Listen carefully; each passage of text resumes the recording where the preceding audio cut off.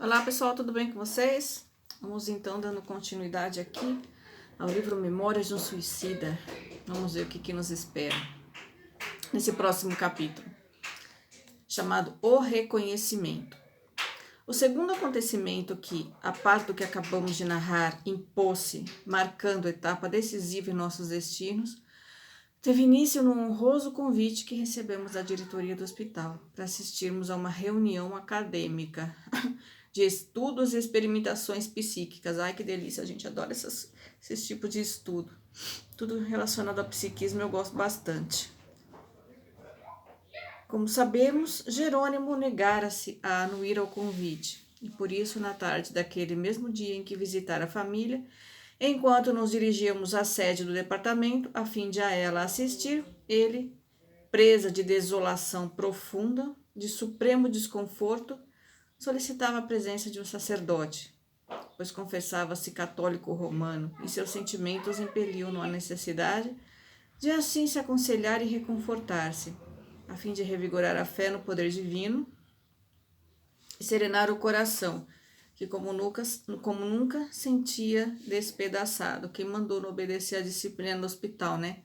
É o ego que quer porque quer, na hora que quer, do jeito que quer, não sabe esperar um pouquinho, não sabe ouvir conselhos de pessoas mais experientes que disseram para ele que naquele momento não era possível ele visitar a família, que não lhe faria bem, que nada, quis nem ouvir. Queria porque queria, agora tá assim, né? Totalmente desconsolado, muito abatido, mais debilitado ainda, precisando de mais cuidado, de mais terapia, de mais tratamento. E foi afastado da enfermaria onde ele estava com os colegas dele, né? Aqueceu o magnânimo orientador do departamento hospitalar, compreendendo que no espírito do ex-mercador português soava o momento do dealbar para o progresso, e que, dados os princípios religiosos que esposava, aos quais se apegava intransigentemente em seu próprio benefício, seria prudente que a palavra que mais respeito e confiança lhe inspirasse fosse a mesma que o preparasse para a adaptação a uma vida espiritual e suas transformações. Gente, lá também tem padre, viu? No mundo espiritual também tem padre, só que é claro que ele não vai pregar o céu e o inferno. É claro que ele não vai sair por aí dando eucaristia, dando hóstia, rezando o terço. Também tem espíritos que foram sacerdotes na Terra e que já compreenderam a vida no plano espiritual e vão tratar de catequizar as pessoas em referência à nova vida no mundo espiritual. Né? Não vai rezar missa. Um padre vai rezar missa no mundo espiritual, mas vai, como vou dizer, explicar para as pessoas como é que é a vida no mundo espiritual, a vida real, o mundo espiritual real. Viu? Nada de o céu, o inferno, o purgatório, os 7 pecados, que não faz isso que é pecado, reza 50 Ave Marias, 30 Pai Nossos, senta, levanta, ajoelha. Nada disso. Na Legião dos Servos de Maria e até mesmo nos serviços da colônia que nos abrigava, existiam espíritos iminentes que em existências pregressas haviam envergado a alva sacerdotal, honrando-a de ações enobrecedoras inspiradas nas fontes fúlgidas dos sacrossantos exemplos do divino pegureiro. Dentre vários que colaboravam nos serviços educativos do Instituto, a que nos temos reportado, destacava-se o padre Miguel de Santarém, servo de Maria, discípulo respeitoso e humilde das doutrinas sagradas do Alto do Calvário. Era o diretor do isolamento, instituição que, como sabemos, anexa ao Hospital Maria de Nazaré, exercia métodos educativos severos, mantendo inalteráveis disciplinas por hospedar em seus domínios apenas individualidades recalcitrantes, prejudicadas por excessivos prejuízos terrenos, preconceitos. O prejuízo aqui é preconceito, não é dano, é preconceito. Ou endurecidas nos preconceitos insidiosos e nas mágoas muito ardentes do coração. Aquelas pessoas indisciplinadas, né, gente, que não quer entender que a vida na Terra passou, que isso tudo, todos esses sentimentos deviam ficar aqui. Aliás, nem aqui a gente devia sentir tanto ódio, tanta revolta, tanta indisciplina. A gente já deveria ir para o mundo espiritual e voltar para cá sem eles, né? Mas ainda existem aqueles recalcitrantes. Portador de inexcedível paciência, exemplo respeitável de humildade, cordura e conformidade, aureolado por subidos sentimentos de amor aos infelizes e transviados e tocado de paternal compaixão, por quantos espíritos suicidas soubesse existir. Era o conselheiro que convia, o mentor adequado aos internos do isolamento. Além de sacerdote, era também filósofo profundo, psicólogo e cientista. Havia muito em existência pregressa, cursara doutrinas secretas na Índia, conquanto depois tivesse outras migrações terrestres, provando sempre as melhores disposições para o desempenho do apostolado cristão. Entre estas, a última fora passada em Portugal, onde receberam o nome acima citado, continuando a usá-lo no além-túmulo, bem assim a qualidade de religioso sincero e probo. Irmão Teócrito entregou o penitente Jerônimo a esse obreiro devotado, certo da sua capacidade para resolver problemas de tão espinhosa natureza.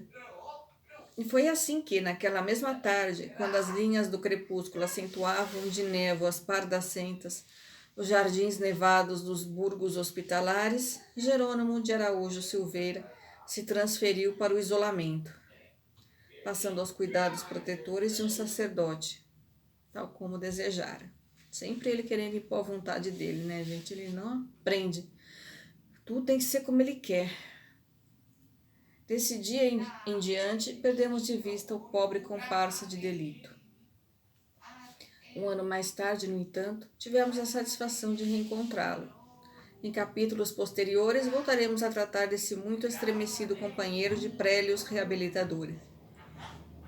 No dia imediato da nossa internação no Magno Instituto do Astral, passamos a ser diariamente levados aos gabinetes clínico-psíquicos, onde era ministrado tratamento magnético muito eficiente, pois dentro de alguns dias já nos podíamos reconhecer mais comportados e raciocinando com maior clareza, gradativamente fortalecidos, como se tônicos revivificadores ingeríssemos, por meio das aplicações a que nos submetiam.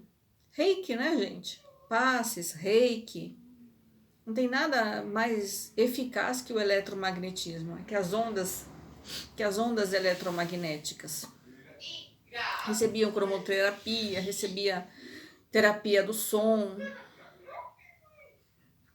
Para tais gabinetes éramos encaminhados todas as manhãs por nossos amáveis enfermeiros. Entrávamos cada grupo de 10 para uma anticâmara rodeada de pequenos bancos estofados, nos quais esperaríamos durante curto espaço de tempo.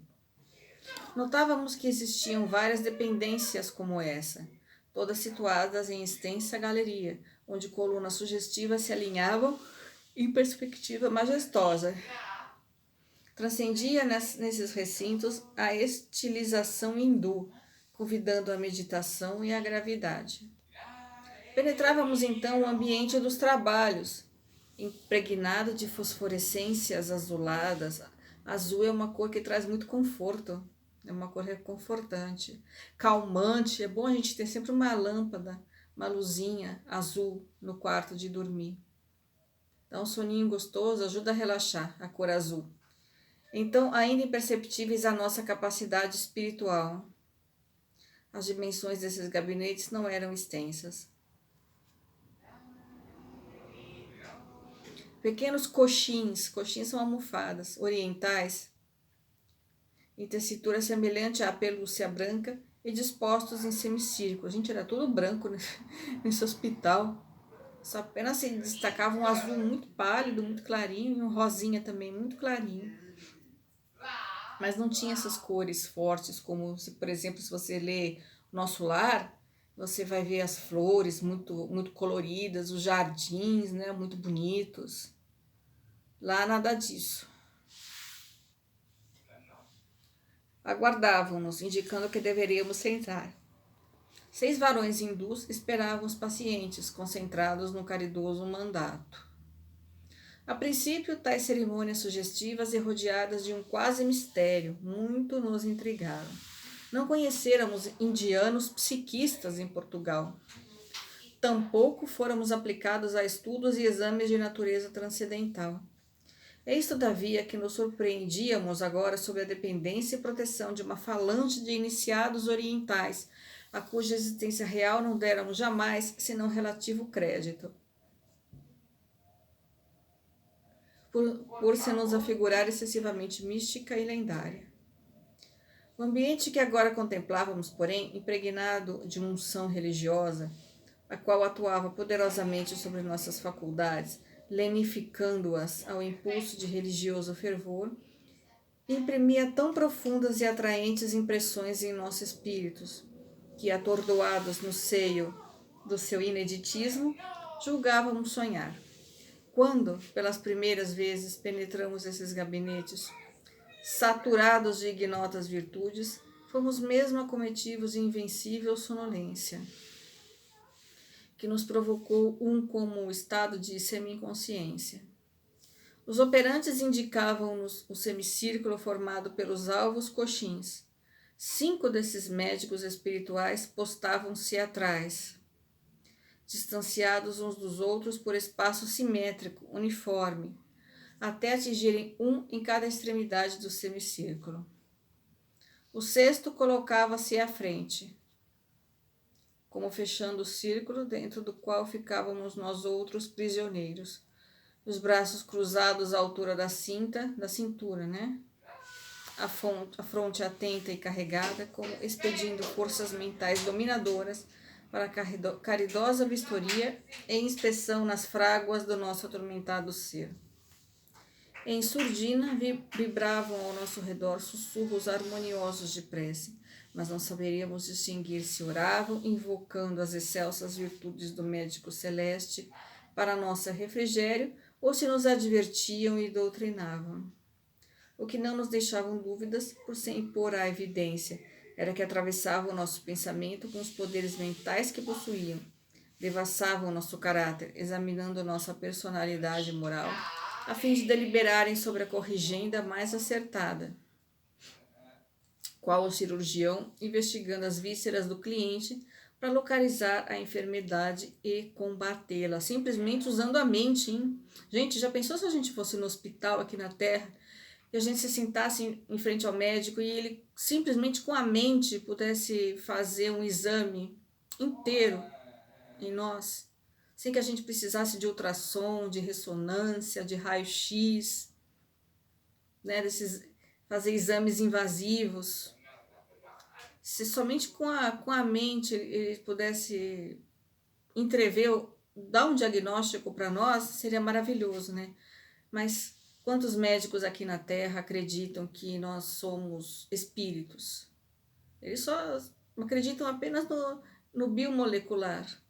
Só vão ver o fígado, o coração, o rim, tudo separado ainda. Não enxergam nem o corpo humano como um todo.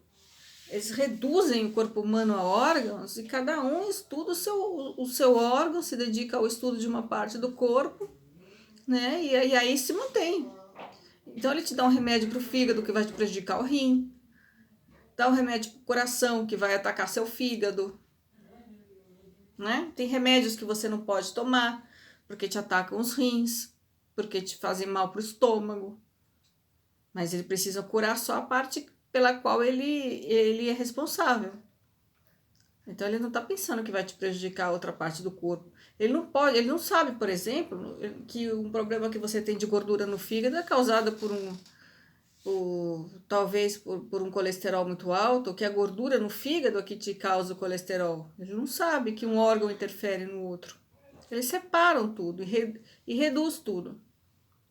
Não sabe, por exemplo, que uma afecção é causada por deficiência de magnésio, então ao invés de te dar simplesmente o magnésio, ele vai te dar remédios, às vezes eles são pagos, eles recebem comissão de laboratório por indicar remédio, por indicar exame, por mandar paciente lá, né? Então não é só o salário deles, eles recebem essas bonificações também, né?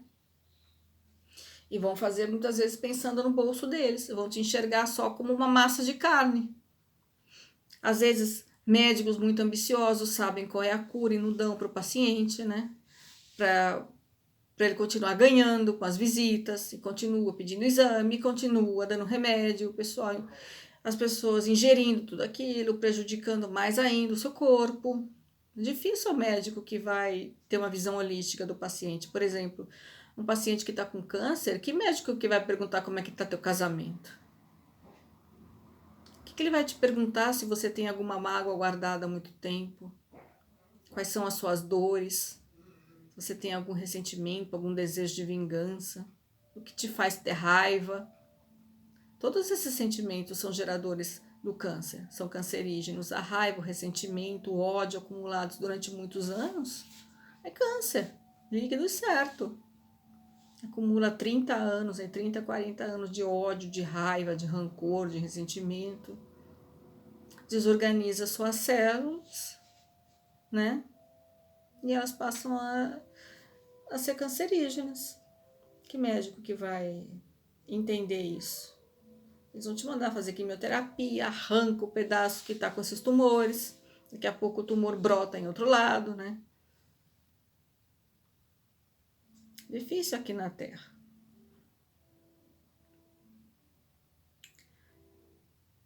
Tal certeza infundia-nos múltiplas impressões a despeito do singular estado em que nos encontrávamos.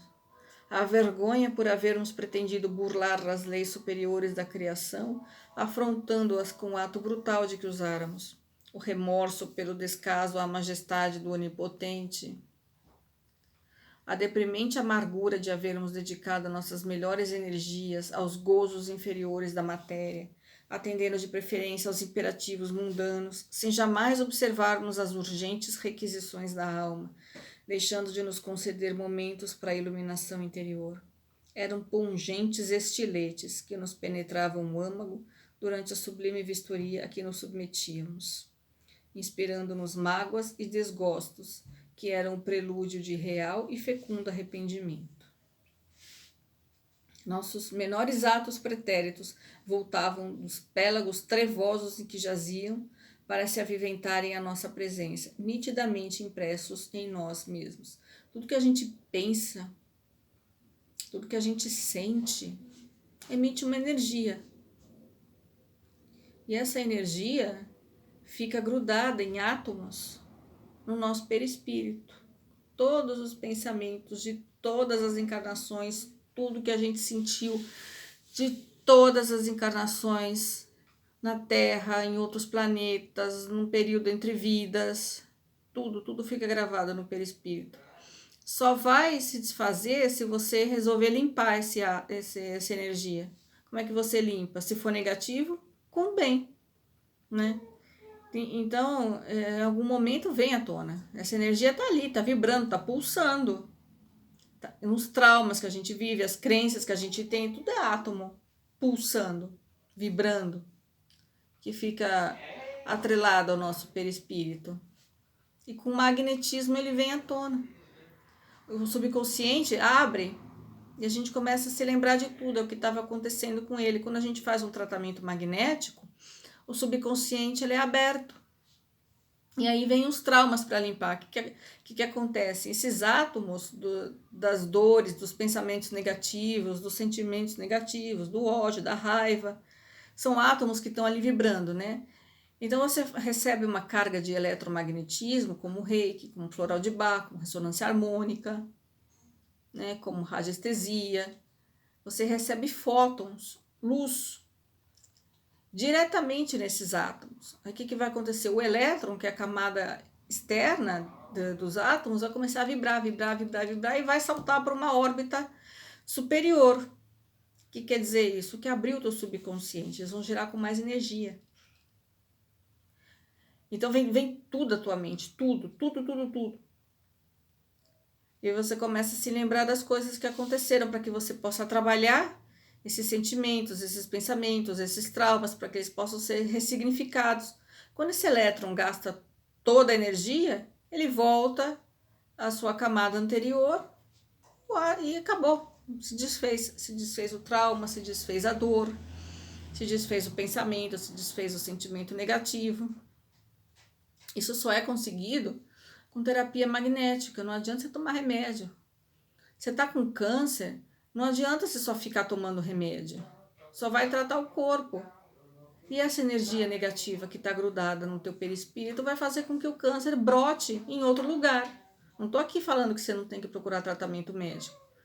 Você pode procurar o médico para tratar o efeito, mas você tem que tratar a causa também. E a causa tá nesses sentimentos de raiva, de ódio, ressentimento, de amargura, de rancor, que estão grudados no teu perispírito. Então você precisa de uma terapia magnética. É o que está acontecendo aqui.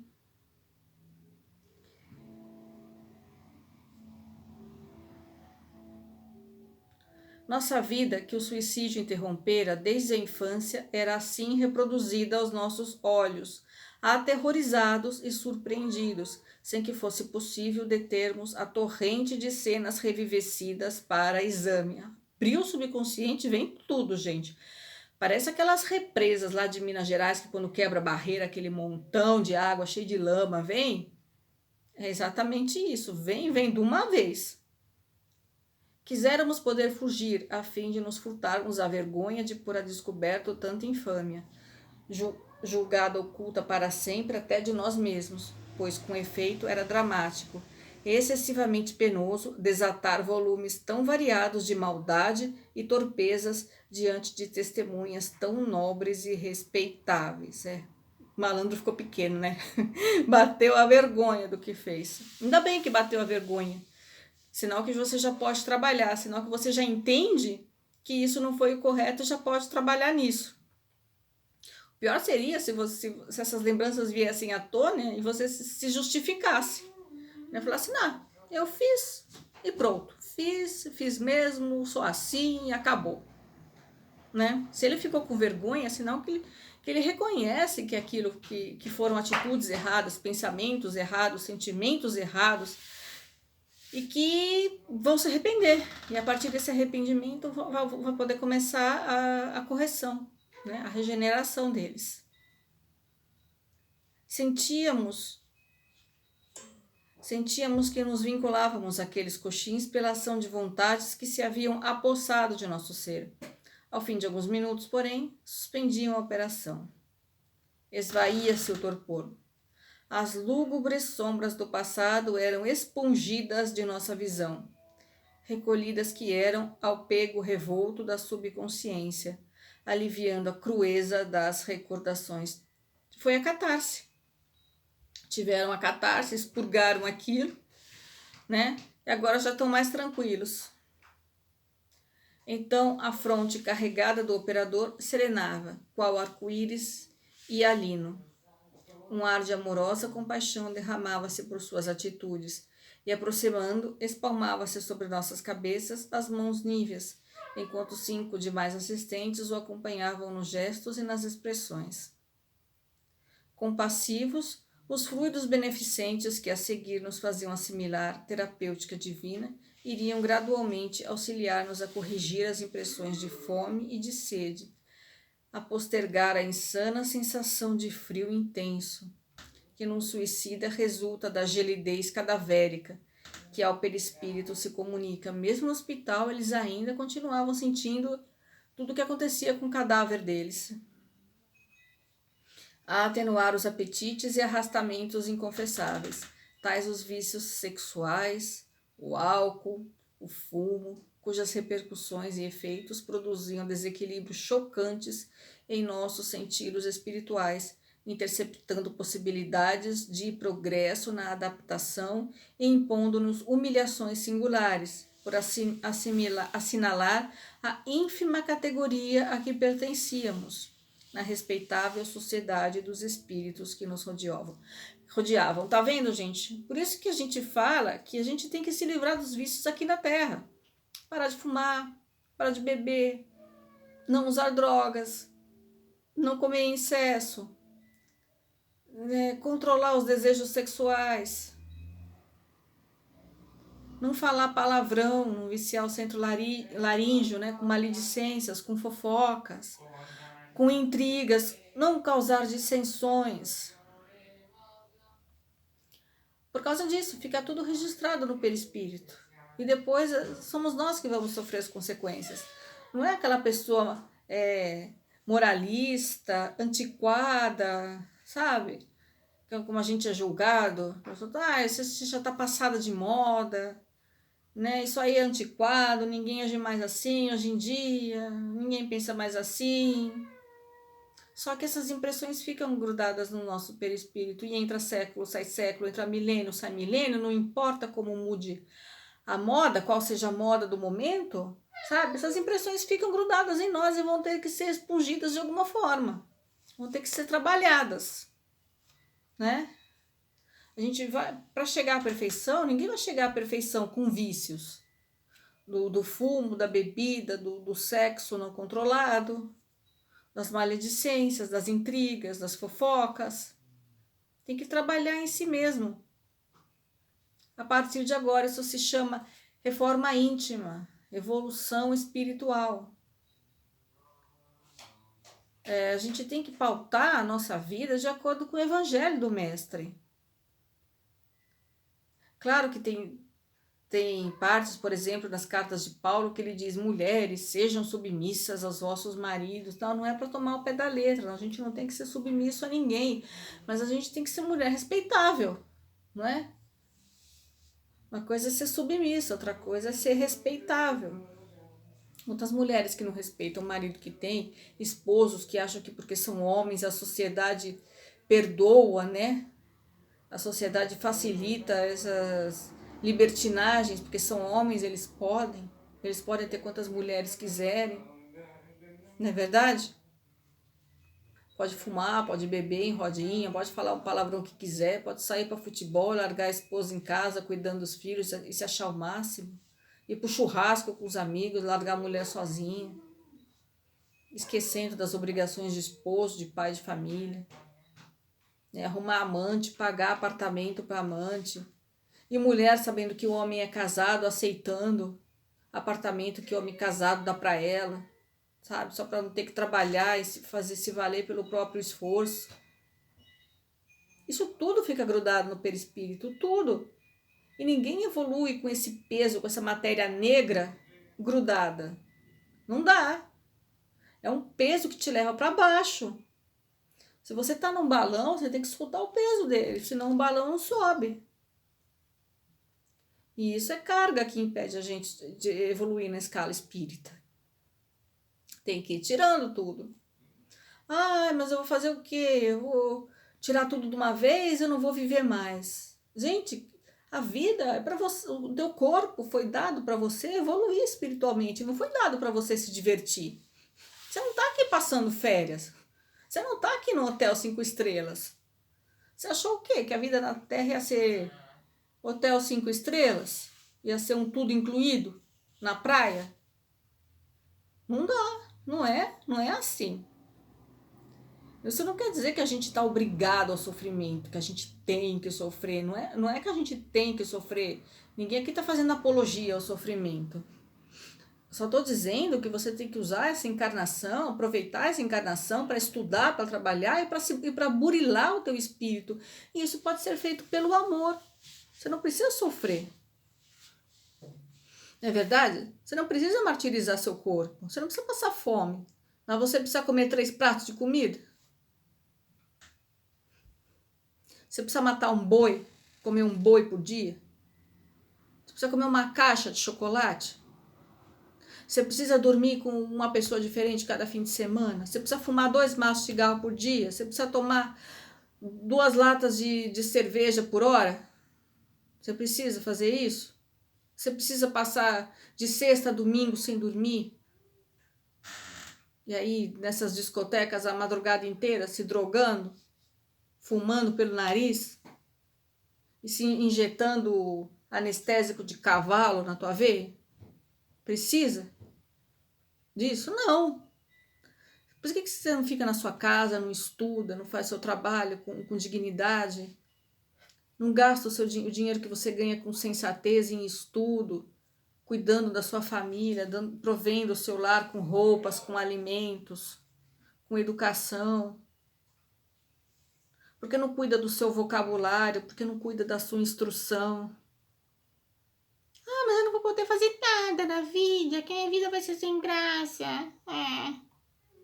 Que vida sem graça, gente. Desde quando tem graça você ficar feito um débil mental aí, passado de álcool, fedendo bebida alcoólica, se comportando feito um débil mental, um retardado aí, falando um monte de bobagem. É bonito? Não é bonito. Depois pega um carro, se estilhaça, ofende, acaba magoando as pessoas que amam você, causando dor nelas. Se você pode ficar aleijado numa dessas, vai ser um peso para os outros. Fica na sua casa, estuda, trabalha, se evolui. Pensa que você é um espírito eterno, aproveita essa encarnação, não perde tempo com bobagem. Bom, vamos ficando por aqui nesse vídeo, depois vamos dar continuidade no próximo vídeo. Vamos continuar o capítulo, tá bom? Que já tá com meia hora aqui de vídeo. A gente vai continuar aqui em seguida. Um beijo para vocês, até o próximo vídeo. Tchau!